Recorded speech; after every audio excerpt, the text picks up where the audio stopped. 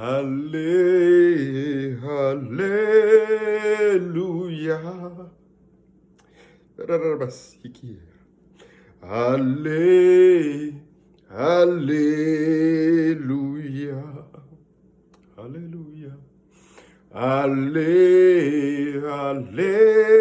Hallelujah.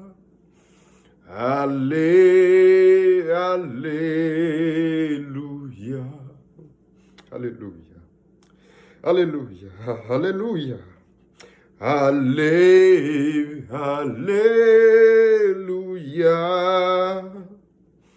Hallelujah.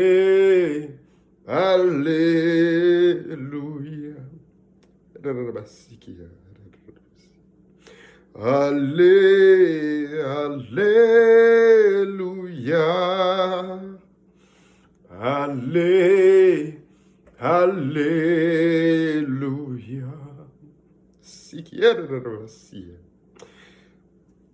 Please excuse my imperfect singing voice, but I just felt the need to acknowledge the presence of the Holy Spirit.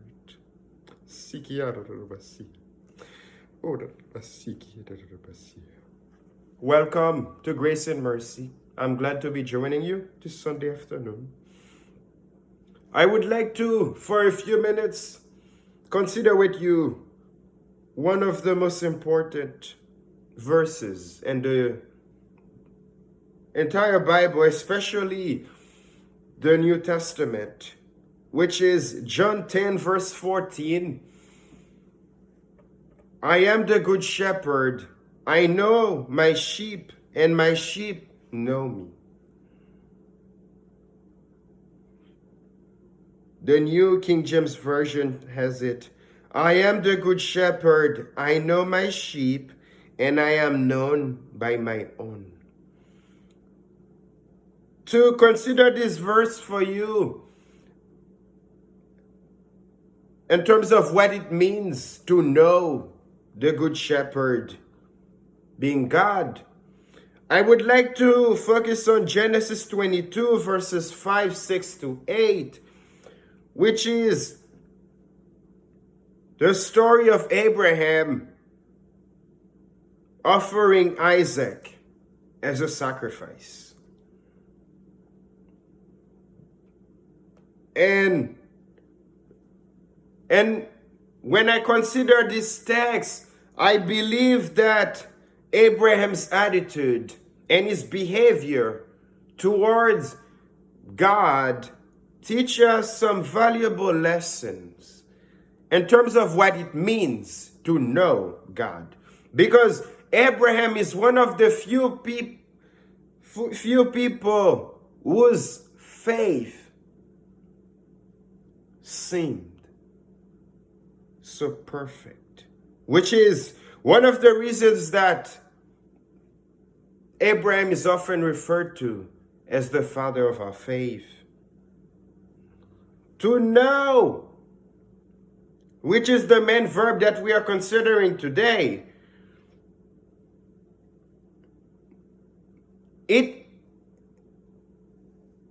it's used to demonstrate an intimate relationship. A mother knows her child.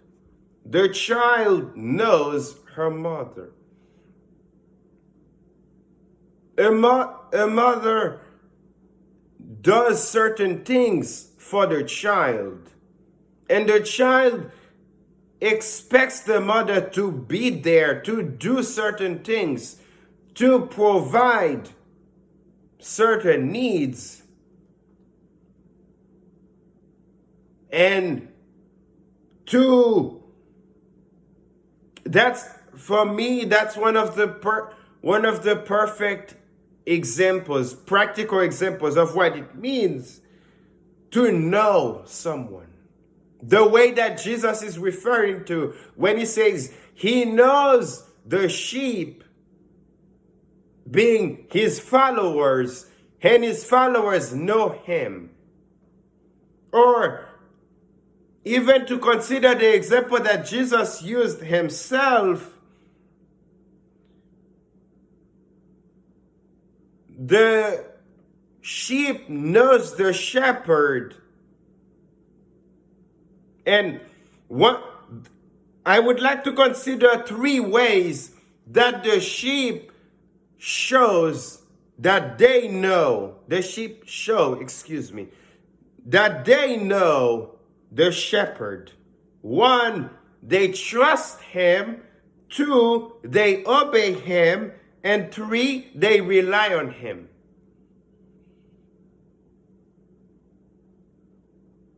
And those will be the three main points of today's message. Hallelujah. Knowing God means to trust him. Let us read Genesis 22 verse 5, New King James Version. And Abraham said to his young man, "Stay here with the donkey. The lad and I will go yonder and worship, and we will come back to you." That is the part I would like to focus on in this verse for this point, which is to show that Abraham trusts God, and therefore Abraham knows God. He says, "And we will come back to you."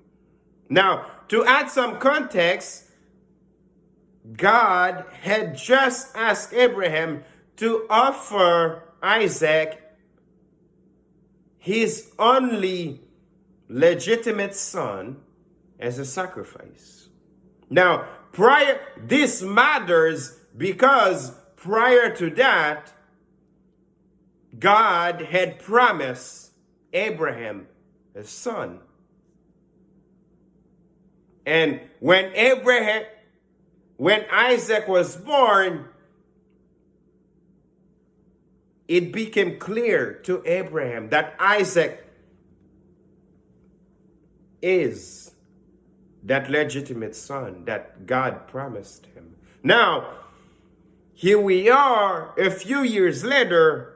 God has just asked Abraham to offer Isaac as a sacrifice, and Abraham is getting on his way to go offer the sacrifice, but he says to his servants, "Stay here. We will come back to you." We being Abraham and Isaac. And when I consider this part, what it tells me is that Abraham is holding on to God's promise and God's statement that Isaac is that legitimate son. Which means whatever happens whatever happens up there, up on that mountain where Abraham is going to offer that sacrifice, Abraham is convinced beyond a shadow of a doubt that he and Isaac will come back. To know God is to take God at his word. To know God is to hold on to those promises that serve as the foundation of our faith. Now, there are different kinds of promises that God makes to us. There are some promises he makes to all believers. To the most important of which is to go prepare a place for us in heaven. To protect us in times of danger. To care for us. To provide for our needs. Our spiritual needs, our emotional needs, our physical needs. That does not mean that everything will be perfect all the time, but that God will provide. We can God promises us, and we show that we know God by taking him at his word, by holding on to that promise. The Abraham's situation had changed, and the change challenged Abraham's faith.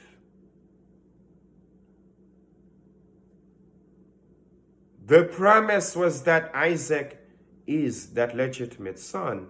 The challenge is that God is asking Abraham to offer Isaac as a sacrifice.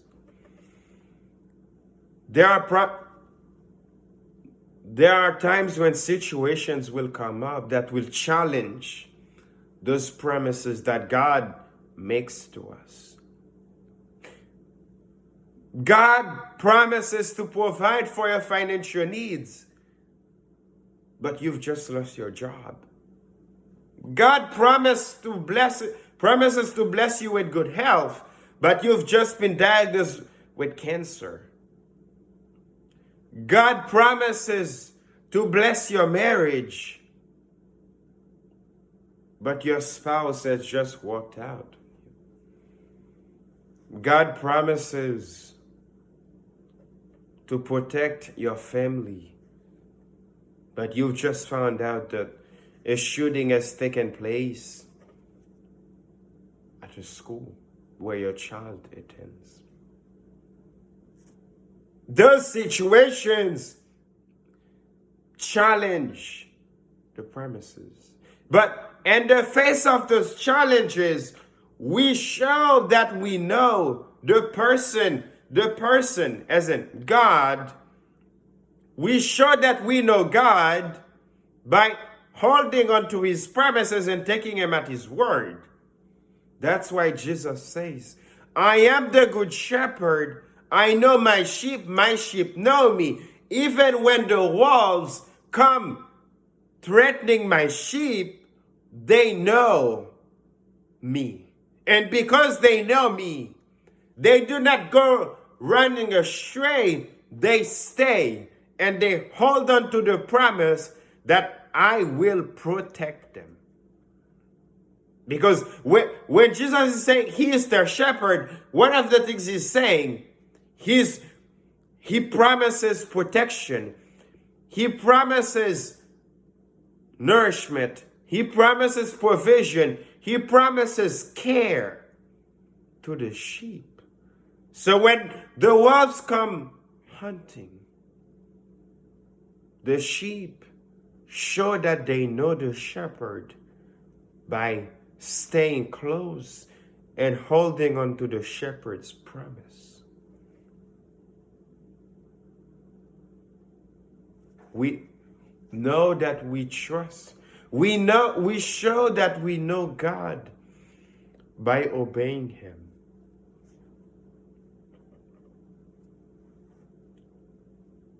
The sheep, to go back to Jesus' statement, the sheep shows that they know the shepherd by going where the shepherd says to go and doing what the shepherd says to do. Sheep don't follow just anyone, which is what makes Jesus' statement so powerful. If you want to ever try this, you can go to a sheep farm and try to give them directions without them knowing you. And you will come to find out that you're wasting your time. Sheep usually, most of the time, do not take directions, do not obey the orders of people they don't know, of shepherds they don't know. Which means when Jesus is saying,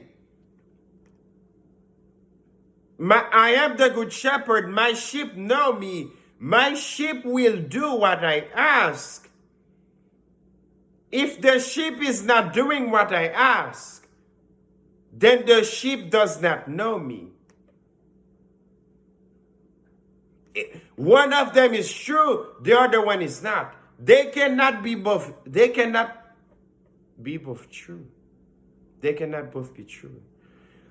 It cannot be true that I am the shepherd to the sheep and that the sheep does not take my directions. They may be hesitant. They may be stubborn, but they will do what I say. Because they are not perfect. They are not perfect sheep. So they will show imperfections. But it is expected that they will obey my directions. We show that we are God's. We know God. We know the Good Shepherd.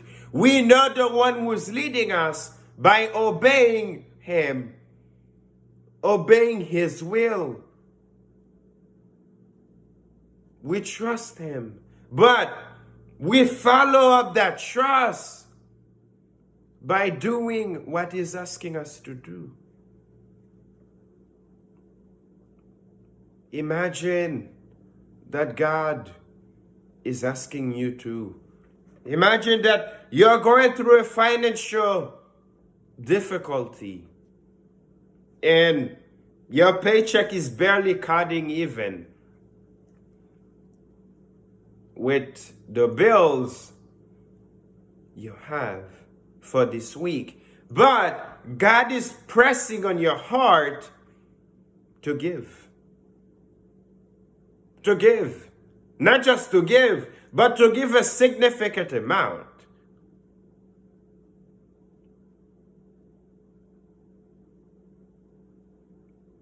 The same God who knows that you're going through the financial difficulty is asking you to give.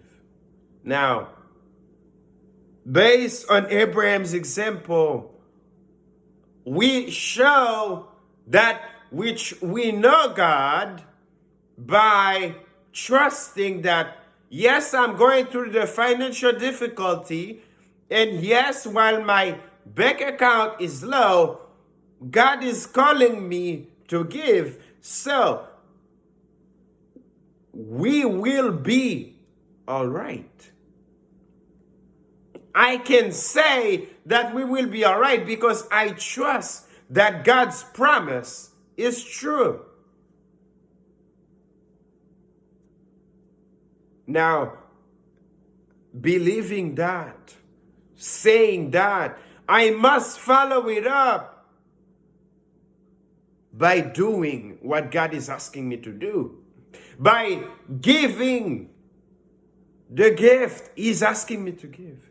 By taking the time out of my schedule to go visit that patient at the hospital. By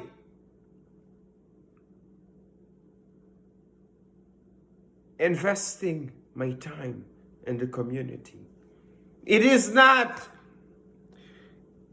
not really matter if I say that I trust Him. I say we'll be all right, but I'm refusing to do what God is asking. If I'm not displaying the obedience, the trust is irrelevant. Let us read. Genesis 22 verse 6. So Abraham took the wood of the burnt offering and laid it on Isaac, his son, and he took the fire in his hand and a knife, and the two of them went together. This verse shows us that Abraham is following up his statement. He is demonstrating his trust in God by obeying what God is asking him to do.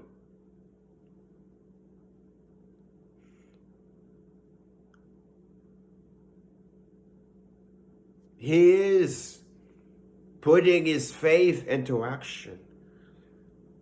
Trust is important. Trust is demonstrated through action, through obedience to God. We know the Good Shepherd because we know the Good Shepherd. We know that the Shepherd is good. We are doing what the Good Shepherd is asking us to do, even if it does not make sense. Please bear in mind, Abraham is not doing what God is asking because it makes sense. Isaac is his only legitimate son. God is asking him to offer him as a sacrifice. Abraham is following God's orders because he trusts God. He knows God, and because he does, he is doing what God says. We don't show that we know God by doing what he says when it makes sense to us, when it's convenient, when it's pleasing. If God says to go on a mission trip and I choose the closest city, the most friendly city, I'm not obeying God. I'm doing what's convenient for me. If God says to go pray with a person today, and I just decide I'm choosing my friend and I'm praying for my friend, I'm doing what works for me. God will ask us to do things that take us out of our comfort zone. God will challenge our faith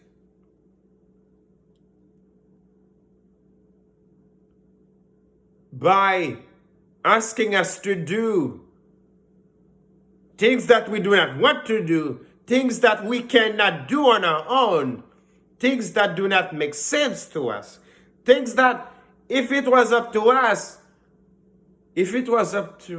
we would never do them. But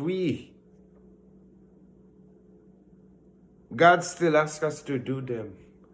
And we show that we obey by taking that leap of faith. We know God by relying on him.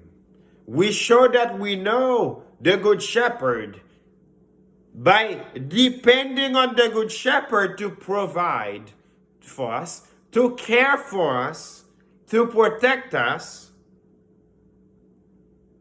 and to keep us. Let us read Genesis 22, verse 8. And Abraham said, "My son, God will provide for himself the lamb for a burnt offering." So the two of them went together. Isaac had just asked Abraham a question. Isaac had asked, "Father, I see you have all the elements, almost all of the elements you need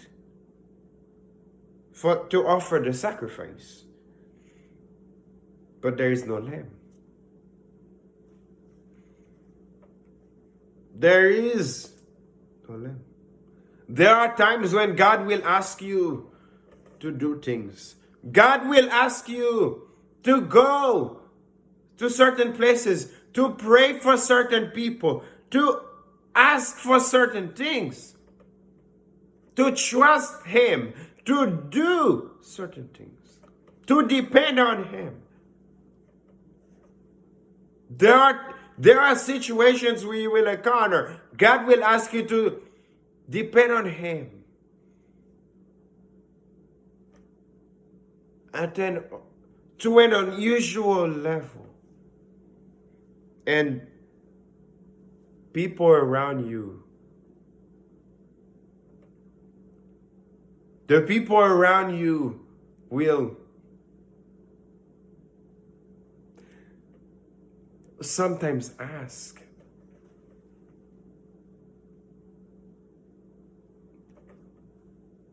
I, I recognize what you are trying to do. I recognize that God is asking you to do this, or at least you say that God is asking you to do this. And let me agree with you for a minute. Let's take an example.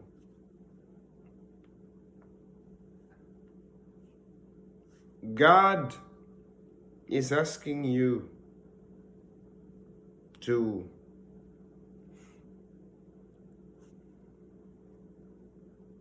go to India on a mission trip next summer 2020.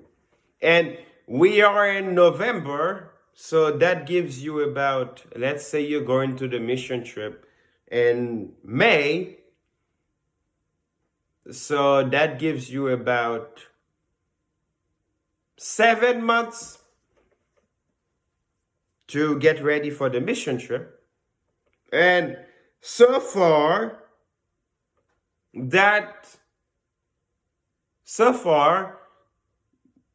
you have a vague idea of what you need. And let's say, hypothetically, you get to April. You get to May 1st. You're supposed to leave on May 15. And here you are, May 1st, still without the funds, still without, you don't have the money. Because the reality of the matter is, you need money to pay for the flight. You need money to pay for the hotel or to make other living arrangements. You need money to buy food. You need money to do other things. And let's say you get to April 1st, your friend calls you on the phone. Hi, how are you doing? So I just want to talk to you for a minute.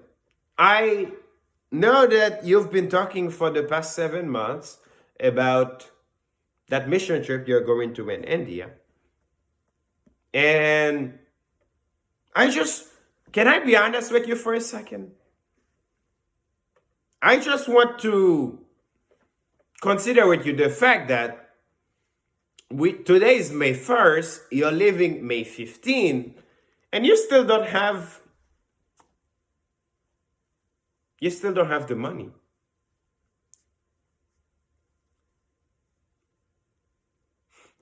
What would you say?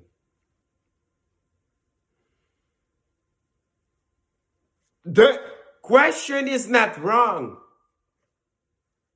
Isaac was not wrong to ask, where is the lamb for the sacrifice? A friend asks you, where is the money you're going to go on that mission trip? I don't believe that it's wrong to ask that.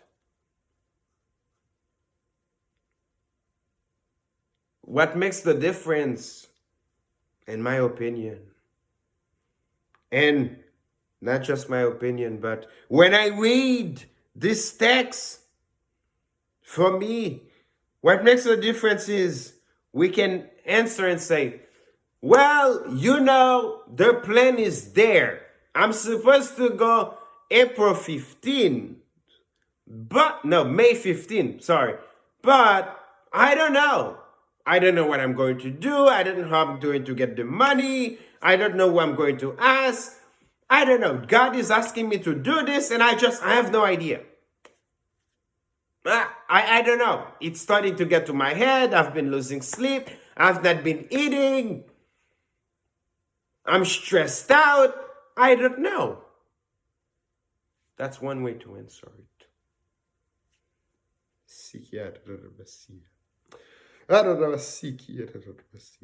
Or you can answer it like Abraham. You can answer to that friend, my friend, God will provide for himself the money for the mission trip.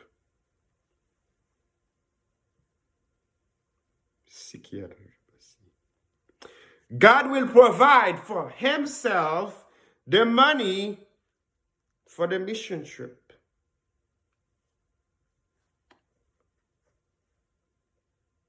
I don't know how he's going to do it.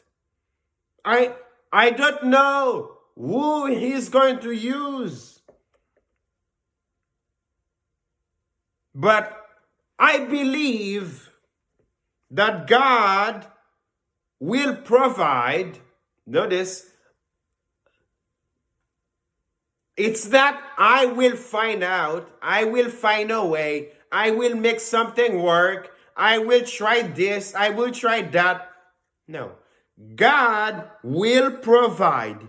Abraham is showing us the first and most important part of relying on God is to acknowledge, to believe that God is doing it.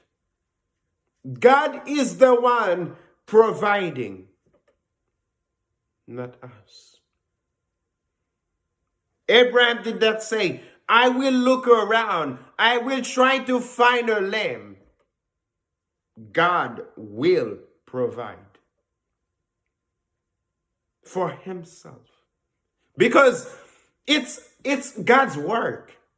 Whatever God is calling you to do, whatever God is asking you to do, whatever act God is asking you to take that's challenging your faith, the essence of it, the truth of the matter is, it's still God's work. God is giving you the privilege to be part of his kingdom, to work for his kingdom. But you're not doing it for yourself. That mission trip that God is asking you to go on, it's not your mission trip. You're not finding a way to go on your mission trip. It's God's mission trip.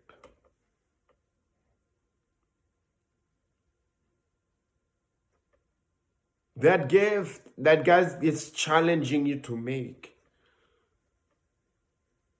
it's not your gift. God is providing a way for you to make that gift. It's not your gift. You're not making the gift. God is using you to make the gift.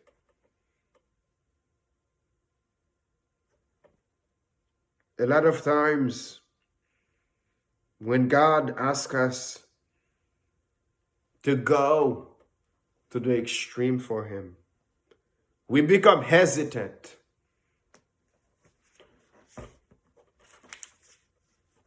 We become frightened because we realize the extent of what God is asking us to do. And when we realize that, we try to figure it out on our own. We try to find the money for the mission trip. We try to see how much of a budget, of a paycheck we can take out this month to give. And I firmly believe that one of the reasons we don't see more is because we are trying to figure it out. God did not ask Abraham to figure it out. God asked Abraham to go offer a sacrifice. And Abraham realized this when he says, my God will provide for himself. Whatever it is that comes afterward. In the case of Abraham, it was a lamb for the burnt offering. In my case,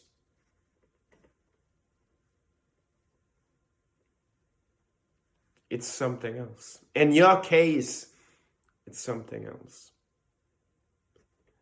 The point is, whatever God is asking us to do, there are things that we need in order to do what He's asking us to do.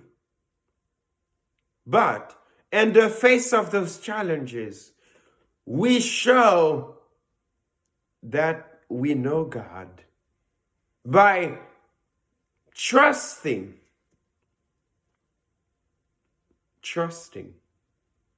that God will provide. Not I will, not my friend will, not my siblings will, not my parents will, not my spouse will. God will, not my church will. God will provide for himself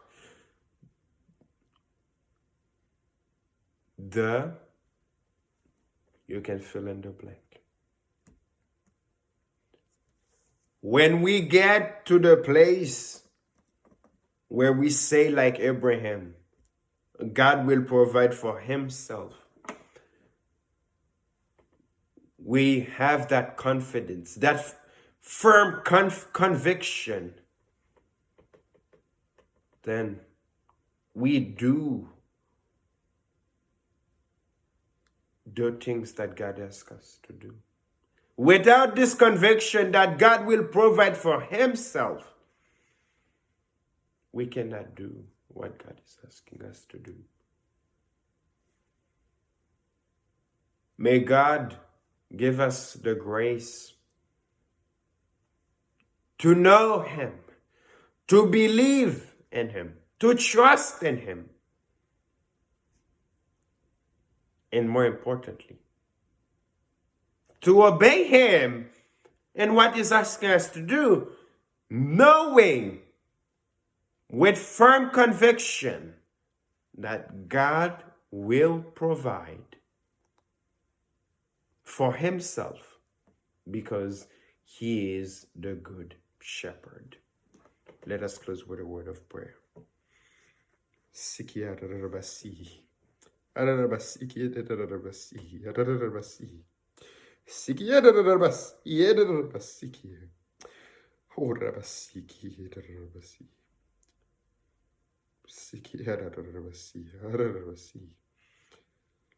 God will provide. It's not up to you to provide. It's not up to me to provide. I can sense the Spirit of the Lord convicting.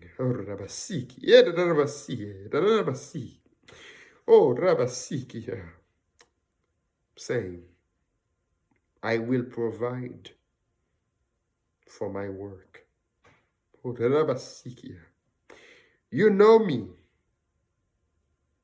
You can trust. You can expect. You can rely on me.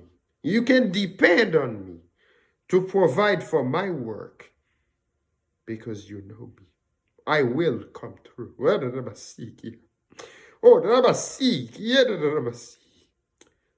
I will provide for my work. Lord, help our faith.